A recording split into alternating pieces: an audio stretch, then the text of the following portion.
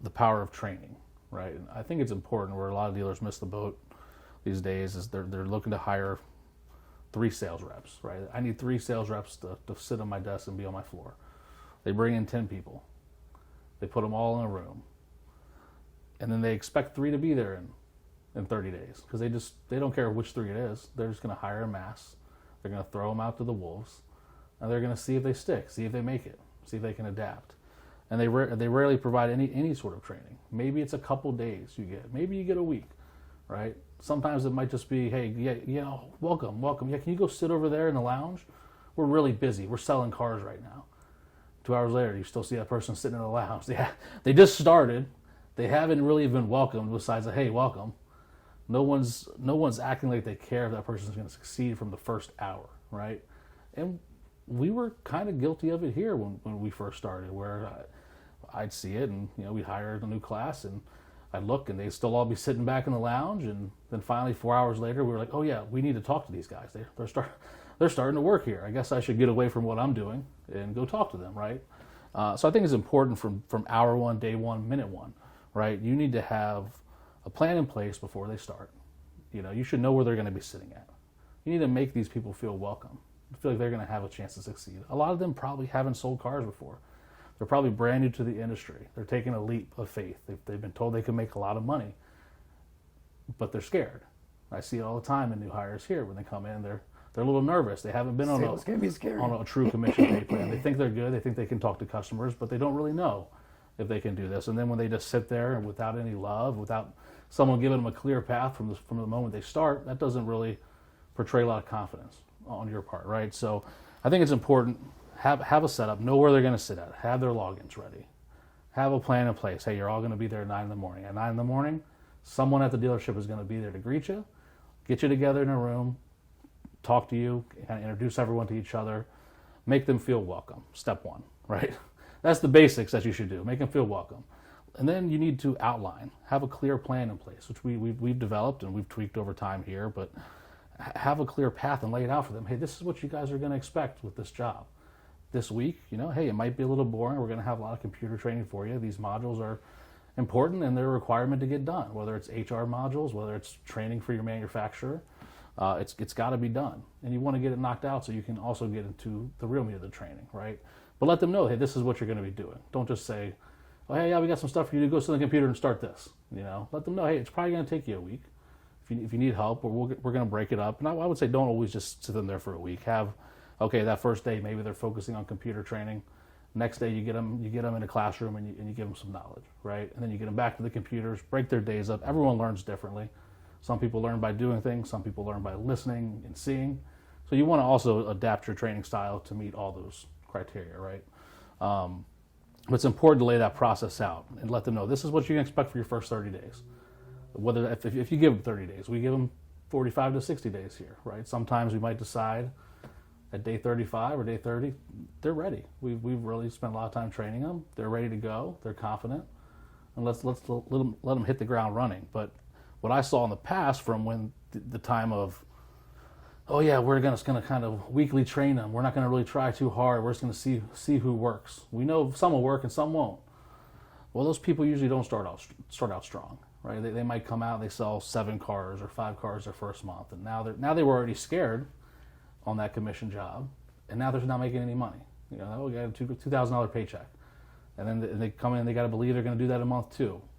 But if you can train your people right, and you can do all the right things, teach them about different customers and different personality types out there, teach them how they need to work internet leads and the importance of it, the right things to do at the dealership.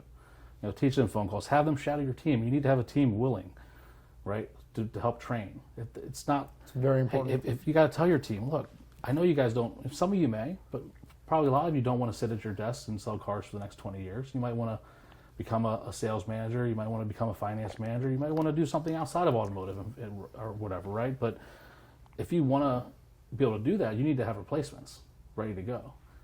So to grow your career, train people, have people willing to step in that can come behind you and sell 15, 20 cars a month. And then your general manager is going to have a lot more faith when he pulls you off the floor as a top person. Because a lot of times I think dealerships I've seen, they're scared to advance people. They know they have something good in a salesperson, and they don't necessarily want to advance them because they don't want to lose that. But if you're constantly training, you're constantly developing. And I recommend don't hire the big classes. Who wants to be hired expecting 70% of them are going to fail? Is that a good message to send to a class? Right? And then people seeing that constant turnover. No, interview right, hire the right people. Hire, if you need 3, hire 3. Hey, we hired you 3 to be the ones to be successful here. We believe in you. We're here for you. Oh yeah, we hired 10. We only have 3 desks available. It kind of sends a clear message right away, right? So I think it's important. Number one thing, make them feel valued. We had someone that started recently that's been doing very well for us. I think he sold 26 cars his first month and like 28, 29 his second month. And he was the most scared, nervous person I've ever seen starting a car. Every day he'd come to me with questions, with nervousness, asking about this, kind of scared about this. Didn't know if he was going to be able to make it or make money. And it probably took a good 3.5, 4 weeks of just kind of building him up, let him know, hey, you got this. You're the perfect personality for it. Just trust the process, listen to your managers, do what they tell you to do, learn, question, and grow. And he finally got past that scared part. And then he thrived, right? He came on the floor first month selling cars.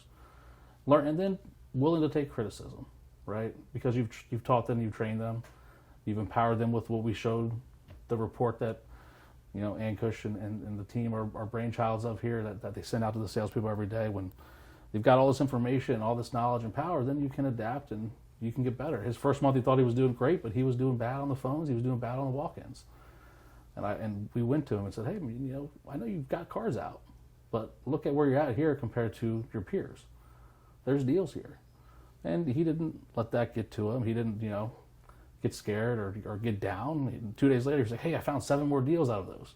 And he was pumped up about it. He thought he had nothing left, right? So you've got to keep training them. Even once they get past the training phase, the teaching doesn't stop. That's where, maybe a sales manager doesn't have time in the beginning to train them. But once they're on your team, that's when you take over the training. That's when you get involved. You do your one-on-ones, right? You help them continue to grow. And I think that we've really been great about that here, especially in the new car department, at developing salespeople. Like I hear all the time, we can't find people. I talk to other guys in the industry. How do you have a great team? We can hardly get anyone to work for us. And when they do come here, they're not successful. It's probably even in our own group that happens at stores, right? So I think that it starts with day one, hour one, minute one. Put a plan in place, let them know your plan, and then you've got to just have someone dedicated to those people. As I like to say, they need to have a Sherpa for that first 2-3 weeks. They need to have someone that's, hey, they can text, they can come to, they're not scared of. That's their person that they can talk to. You need to have a go-to person, because if not, they're going to be nervous around managers. It's most dealerships, there is a power structure, right? And you can always kind of sense that and feel it. You just know, hey, I'm probably just going to avoid this person. I don't really want to go ask them questions. I don't want to sound dumb as a new person. And they're not going to learn that way. So have someone that say, hey, it doesn't matter. I don't care what questions you have. Ask me anything you need. I'm here to help you out. I'm here to make you feel good about the job. And at the end of the day, you've got to have someone that believes that they truly want to make someone successful. Because you don't want to have someone that's training them that doesn't believe that they can make them successful. Anyone that goes through our training program, I tell them, look, if you do what we tell you to do, and you follow these steps, and you follow our processes, we will make you hundreds of thousands of dollars a year. I know that. I believe it. I'm confident in it. Trust me, you will be there. And then usually that first month or second month, they're already there. They're like, you were right. Yep. We can do it. And once you get to that point, there's no turning back. There's no going back. They get a to 2 jobs. They make $15,000 more than they've ever made, in a month in their first couple months, and they're like, okay, now I'm all in. Mm-hmm. So I just want to touch on this: train your people. Don't just train them when times are tough. Don't just say, oh, well, now that there's not necessarily a shortage of new cars, or now that the market's tougher, maybe, or the rates have risen, there's less customers looking to buy a car. Now we need to train our salespeople. I see that all the time. That's like the topic. Train your people. You should have been training your people when the times were Training good. never stops. It never stops. Never stops. It never stops for elite athletes. It never stops for the best performers in their industries, and you should be doing the same. You should be training, reading, listening, and absorbing everything that has to do with your job. A couple of takeaways. number one is hire right. Yes. Hire people that are right. Just, go put them through several steps of interview processes. Have all your managers talk to them, all your finance managers talk to them, have your salespeople talk to them. It doesn't matter. Get opinions from several different people. Do several different interviews. Hire right.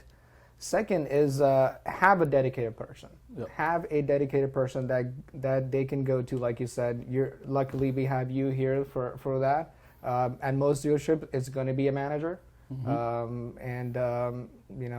they need to be communicating with them. That's number 3. You need to communicate with your salespeople. Yes. That is why your salespeople are scared. Your new hires are scared. It's because you're not approachable. We talked about in the first podcast. Managers are not approachable. They're sitting on a pedestal. They think they're too cool to get involved in training salespeople. The deals are too important, right? I'm in the moment. I'm working the deals. I'm making money. We'll get to you when we get to you. Well, right? These people are going to make more deals. Yeah. These are your salespeople. You need to embrace them and guide them and hold them and really understand that the hiring and training process is going to be the most important thing you do as a manager at a dealership. Yes. It is not desking deals. It's not closing deals. If you hire right, train right, your salespeople are going to do all your work. Yep. Like you always say, the better people you have here, right, and the more you've trained your people, it gets easier over time, right? It's not as stressful. We're selling 3 times the cars, and I feel like my job isn't as hard as it was when 100%. I didn't have a good sales team, right? So if put the time into them, so that way you're not always having to focus on, I've got to make this deal, I'm right involved in this deal. And if you don't have the time to train people, then you probably should hire another manager, right? If all you have time to do is do deals, then you probably need more help. They have time. Yeah. Yeah. There's a lot of fake busyness that goes on in car dealerships. Oh, I'm busy doing this. I'm busy. You have time. You work 8 hours a day. You have time, 30 minutes to train your people. 100%. If you don't, come 30 minutes early. Get them in the store 30 minutes early. Have a morning training session. But you need to talk to your salespeople, embrace them, and make sure you're there every step of the way. Yep.